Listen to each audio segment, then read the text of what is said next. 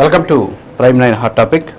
ఆంధ్రప్రదేశ్ తెలుగు రాజకీయ యవనిక పైన ఒక కొత్త చరిత్రకు పునాది పడిన రోజు ఇది. ఎందుకంటే కొత్త ప్రత్యామ్నాయ రాజకీయాల వైపు ఆంధ్రప్రదేశ్ రాష్ట్ర రాజకీయాలను నడిపించాలి అనేటటువంటి ఉద్దేశంతో ప్రశ్నించడమే పరమావధిగా పెట్టుకున్నటువంటి జనసేన పార్టీ ఆవిర్భవించిన రోజు ఇది.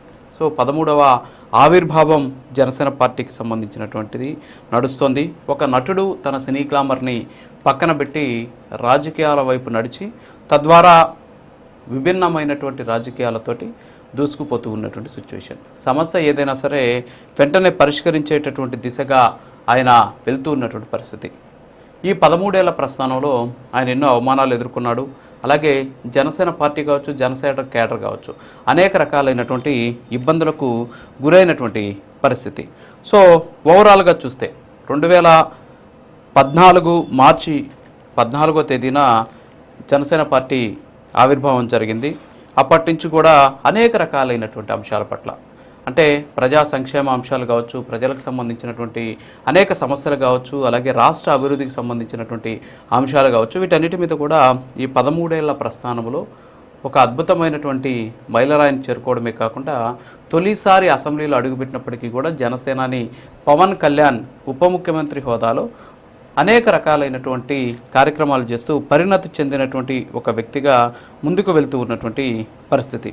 సో ప్రశ్నించడమే పరమావధి అనేటటువంటి ఒకే ఒక ట్యాగ్ లైన్ తోటి పార్టీ ఏర్పడింది. అప్పటి నుంచి అనేక రకాలైనటువంటి ఒడిదుడుకులు ఎదుర్కొంటూ పార్టీని పెట్టినటువంటి పరిస్థితి. సో ఈ 13 ఏళ్ల ప్రస్థానంలో అసలు నిజంగా జనసేనాని పవన్ కళ్యాణ్ తను అనుకున్నటువంటి లక్ష్యాలను చేరుకున్నారా లేదా, ఆయన పార్టీ స్థాపించిన నాటి నుంచి ఈ రోజుటి వరకు ఆయన ఏదైతే అనుకున్నారో అవన్నీ కూడా చేరుకున్నారా లేదా, తను పెట్టుకున్నటువంటి లక్ష్యాలను అందుకున్నారా లేదా అనేటటువంటిది కూడా తెలియాల్సినటువంటి పరిస్థితి ఉంది. ఎందుకంటున్నానంటే ఇదంతా కూడా చూస్తే ప్రస్తుతం మనం చూస్తే ఆంధ్రప్రదేశ్కి సంబంధించినటువంటి రాజకీయాల పరిస్థితులు మనం చూస్తూ ఉన్నాం. సో ఈ సందర్భంలోనే భారీ ఎత్తున అంటే రాజకీయాలకు సంబంధించినటువంటి మార్పులు చోటు చేసుకుంటూ ఉన్నటువంటి పరిస్థితుల నేపథ్యంలో అసలు ఏం జరుగుతుంది అనేటటువంటి వాదన కూడా వ్యక్తమవుతూ ఉన్నటువంటి పరిస్థితి.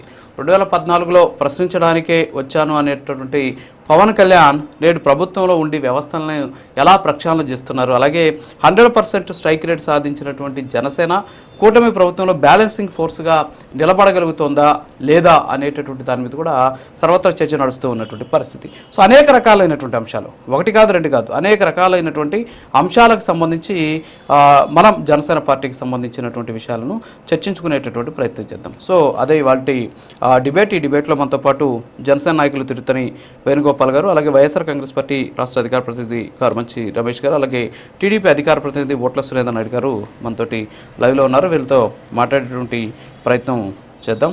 ముందు